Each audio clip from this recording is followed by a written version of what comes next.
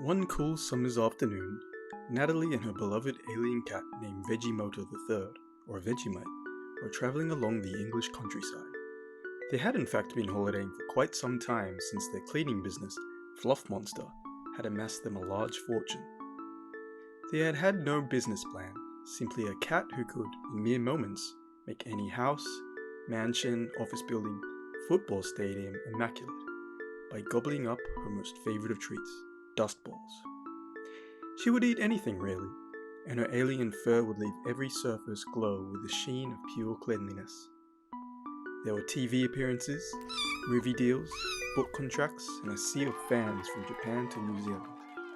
So, yes, things were going great. However, as they roamed the fertile green hills and pastures spotted with sheep, a storm cloud began to form above them. The wind picked up, and before they knew it, torrential rain was coming down. "We have to find shelter," cried Natalie. They trekked on for another half an hour, completely disorientated and soaked to the bone. Just when they began to lose hope, the keen eyes of Vegemite spotted a dim yellow glow in the distance. "Look," said Vegemite. They hurried towards the light, and then suddenly, lightning struck nearby to reveal a monumental mansion. "Hello?" Natalie cried out. Vegemite, who absolutely hated getting wet, pushed against the door, and to their surprise it opened. Inside, to their relief, it was bone dry and quiet. But it was also dark, gloomy, and with a musty scent of cobwebs, old furniture, and decay. "Spooky," said Natalie, her eyes adjusting to the darkness. "You're telling me," said Vegemite. She didn't have to shake herself dry because her terrified shivers were doing a fine job of it anyway. A haunting moan suddenly came from somewhere deep in the house. "Hello? Is anyone there?" asked Natalie, hoping that she did not get a reply. The long, sinister creak of an opening door echoed from somewhere within the mansion. The sound of footsteps came from upstairs, getting closer and closer, until two dark figures stood on the landing. At this point, Vegemite had leapt into Natalie's arms, and they were both frozen with fear. "Who may you two be?" asked one of the figures with authority, the taller of the two. Sorry, we didn't mean to intrude. We just came in seeking shelter. My name is Natalie, and this is Vegemite," Natalie said. "Oh, will you look at that? It's raining," said the voice. "You only just noticed. You're a master of observation and deduction, and you just happened to notice the storm of the century," another voice said, smaller but with dignity.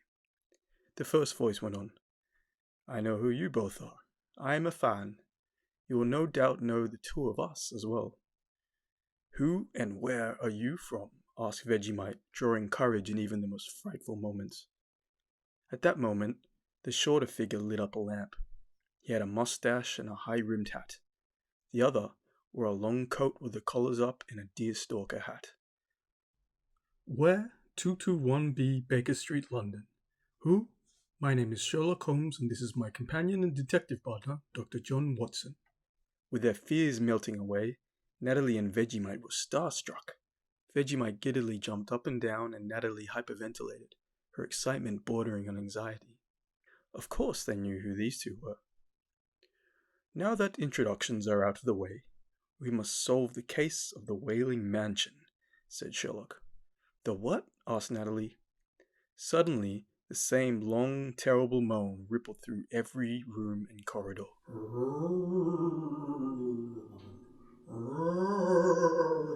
Vegemite and Natalie screamed in unison.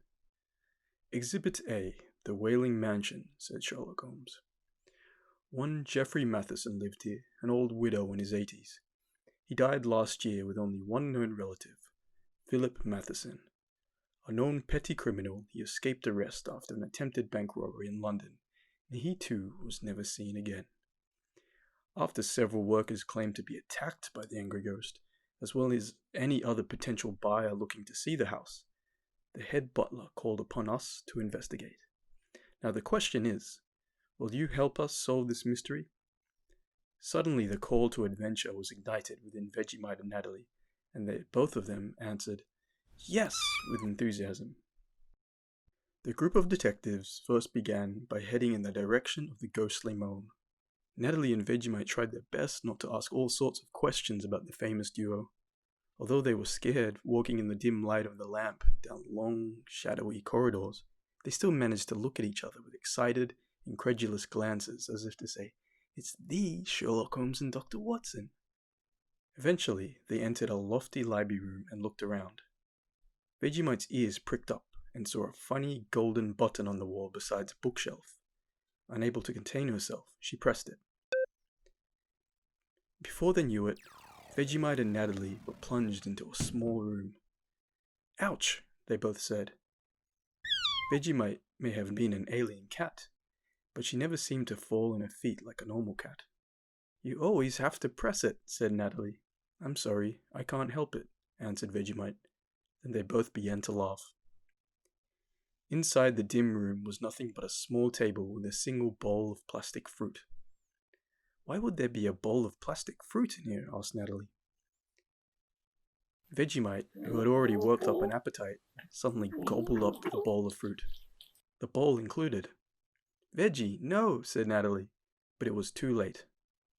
Suddenly, there was a banging on the wall. And this time came a groan, and not in the lonesome, haunting way, but one of anger and frustration. "It's the ghost of Jeffrey Matheson," cried Vegemite. "I'm so sick of this ghost. Nobody scares my Vegemite," said Natalie defiantly. Natalie went up to the wall and noticed another tiny gold button the size of a small coin. She pressed it, ready to scream at the so-called ghost on the other side. When the door opened, Natalie shrieked. Jeffrey Matheson stood, pale and decrepit before them, groaning fiercely. Suddenly, the ghost pulled out a pistol. "Up against the wall," the ghost said. They slowly backed away until their backs were pressed against the wall. "Natalie, call me crazy, but I don't think ghosts have guns," said Vegemite. "Just stay close to me," said Natalie. "Where is it? Where are the diamonds?" Jeffrey said. "There are no diamonds," they both said. "Liar," the ghost snarled. "We're serious. All there was a bowl of plastic fruit." "A bowl of fruit? Of course. I guess I better get it out of you then," growled the ghost, who then crept towards them with a terrifying grin. Vegemite continued to shake uncontrollably as Natalie bravely stood in front of her. "Get back!" screamed Natalie, louder than any thunderstorm. Then Vegemite, inspired by Natalie's bravery, made herself bigger and bigger and bigger, and then in unison, they both screamed at the top of their lungs, "Get back!" Suddenly, there came a thump, and the ghost of Jeffrey Matheson fell to the ground with a groan. Standing behind him was none other than Sherlock Holmes and Dr. John Watson. "Nice shot," said Sherlock. The walking stick, which Watson had clumped the ghost on the head with, was now prodding the assailant as he lay on the floor. "Thank you," said Watson, proudly and surprised to hear a compliment from the famously critical Sherlock. "Could have aimed a little higher for more effectiveness," said Sherlock. "You couldn't just leave it like that, could you?" said Watson. Sherlock picked up the pistol, smiling with satisfaction. "Just as I thought," he said. "I want you to say hello to wanted criminal Philip S. Matheson." At this, Vegemite and Natalie gasped. You see, after Jeffrey Matheson passed, he had only one blood relative, Philip. But Philip was a known fugitive, and besides, Jeffrey would never have put this man in his will.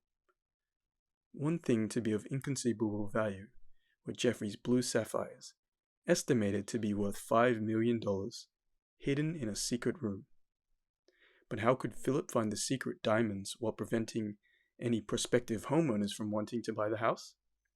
By faking that the house was haunted by the ghost of late Jeffrey Matheson. Your defiant screaming managed to get us here in time. "But Sherlock, where are the diamonds?" asked Watson. "Vegemite, if you will," asked Sherlock. Vegemite, with ease, barfed up the whole bowl of plastic fruit, bowl included. On closer inspection, the fruit was see-through and sparked with the most beautiful sapphires they had ever seen.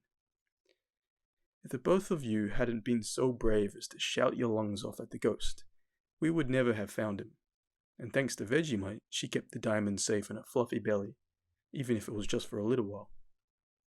A job well done all around, said Sherlock. After that evening, Vegemite, Natalie, Sherlock, and John Watson became dear friends. And sometimes Natalie and Vegemite were even called to assist the detective duo on cases. For the next week, and countless times after that, they went on exciting adventures, always finishing up with a nice meal and a drink in a warm, hearty pub. Vegemite and Natalie learned to be brave, and were even braver knowing that they had each other. The end.